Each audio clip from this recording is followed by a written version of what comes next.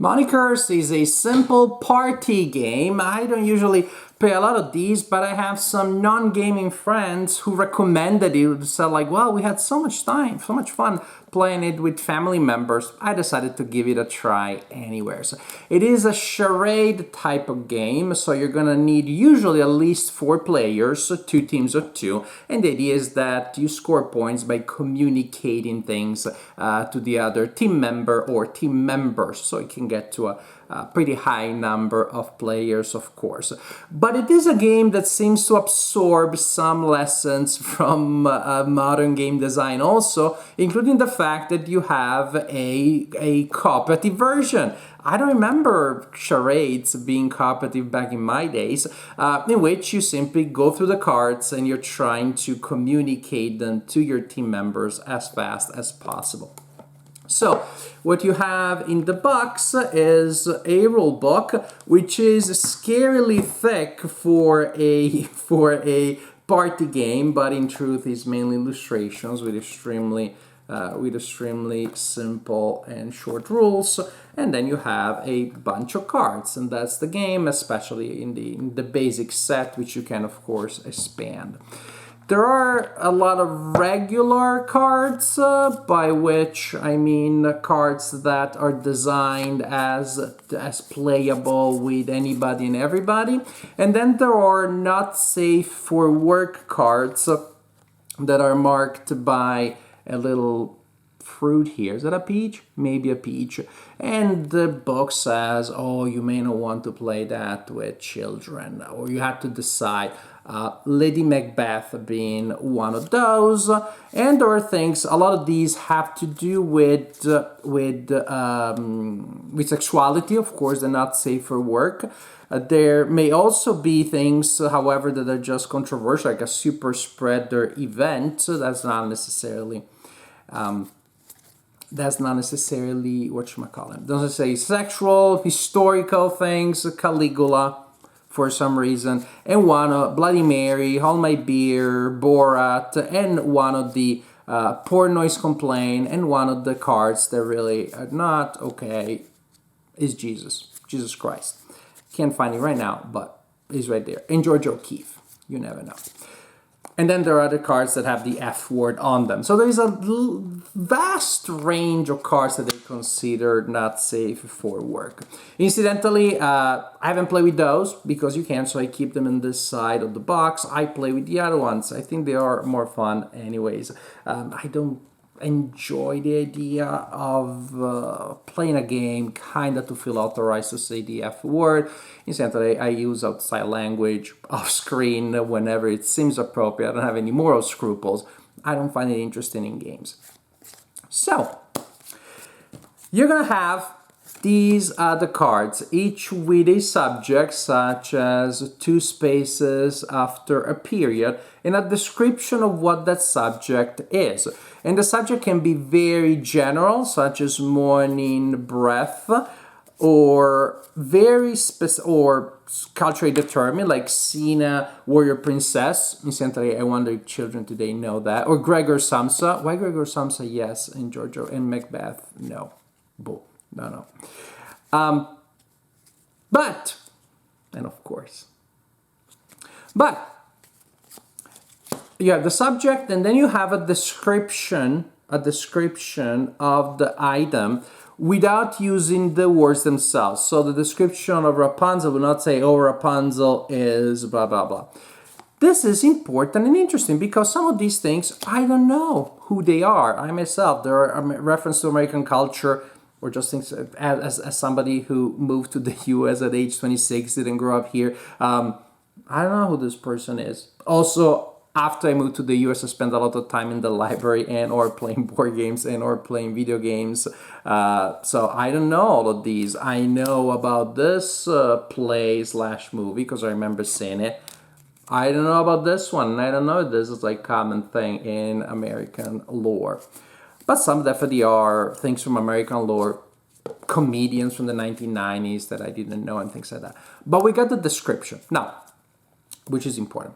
What is the idea? We're going to play in 3 rounds. Each player will receive a number of cards at the beginning of the game as we set it up, and you will choose a number of them that will go in the general deck and a number of those that will not. So you probably want to take the ones that you know what they are and discard the other ones. Right there is an element of choice that to me is very nice from, again, modern game design. So then we take all the cards that all the players, oh, thank you, player. Oh, thank you, player, very nice. We take all the cards that all the players have selected, so you will know what some of these are, the ones you selected. We shuffle them, we form a deck, and we're ready to go. The first team goes, one player acts as the clue giver, the other players are going to try to guess, and the player looks at the first card and starts trying to communicate it.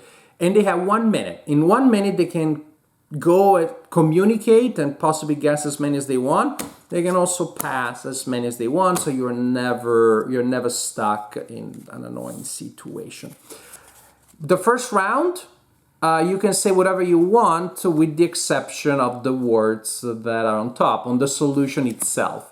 You can also sweep the leg. You have a problem with that. Again, I don't really know what a clip is. I have no idea. And so I start reading, oh, it's the nickname of the office assistant in Microsoft Office who appears as the metal object used to, oh, now I know what it is. I never knew it was called clipping. The point is that, again, you never have to, incidentally, this one has the F word, will now be marked as not safe for work. So there is some discretion there. There is some arbitrary elements there. Anyways, you can read the description. And nobody's ever stuck. Because if I don't know the thing and I don't get it from the description, it will be given to me. Somebody will say, oh, it's clipping. So round 1 will continue until the deck is completely exhausted. Suppose we guess these words, so we pass these ones, so we take the ones that were passed back in the deck, and the other team goes, they guess these ones, they decide to skip these ones.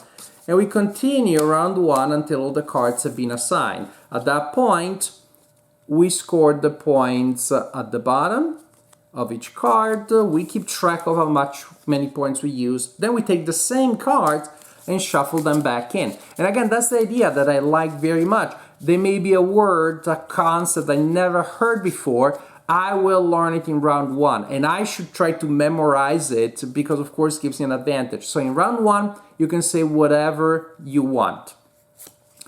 In round 2, you can say a single word, only one word. And I say old. I can say any tone, old, any intonation I want, but I just one word. And if you play the first round, maybe you'll know that that's what I'm trying to give you, because again, the first round circumscribes the options that are available. I say cobra, and it's the first round, maybe you know that that's what I'm referring to because you played the first round. The third round, we use again the same cards, but we only do body languages, charades propers, only gestures and acting without talking. This is the idea. This is Moniker. At the end of the third round, whoever has the highest total score wins the game. I liked it a lot. Guess what? I was invited at a party, a proper party, meaning that people weren't necessarily going to play games, and I don't usually go to those. It just... the stars were such that I had to go, and I was like, I'm going to bring the game anyways. And so I got a lot of random people to play the game that I didn't know. And I guess that's one of the powers of gaming. We did get to have a good time. I got to do silly stuff in front of people that I had never met, and we all had a good time. This is indeed a great party game. In its category, it has to be one of my favorites. My family also wanted to play it. My kids want to play it, so we played also in the family. We happened to be 4 of us, and we did the classic kids versus parents. Of course, the parents got destroyed. because the kids had all the little tricks and secret codes that they were using. But it was definitely fun. As a party game, as a family game, it's really, really good. You even have the cooperative version if you want. I don't know, it's gonna be all that much fun. But it's nice. And you really see, again, there's so many elements of modern game design. The fact that nobody has to get stuck, nobody is eliminated. Everybody has a chance of guessing. Matter of fact, in modern game design, in hobby games, you don't have a lot of trivia games precisely because of the unfairness that you have there. You know it or you don't, you win or you don't win. So your performance during the game is not that important. Only what happened before is important. You may guess, but there's so much randomness there. Here, only the first round has an element of randomness, but even that is mitigated by the fact that everybody chooses at least some of those cards, and everybody already knows some of those cards. You could choose a card that you have no idea what it is, but at least you read the description, and now you do because you think, okay, this is something I can communicate easily in round 3. There is agency and there are players' decisions from setup, and then especially in round 2 and round 3, which definitely even out whatever may be a little bit of unevenness and randomness in round 1. A charades game, a party game where randomness is not particularly important, where you actually have strategy and interesting decisions, yet you also have the creativity and the zaniness of party games.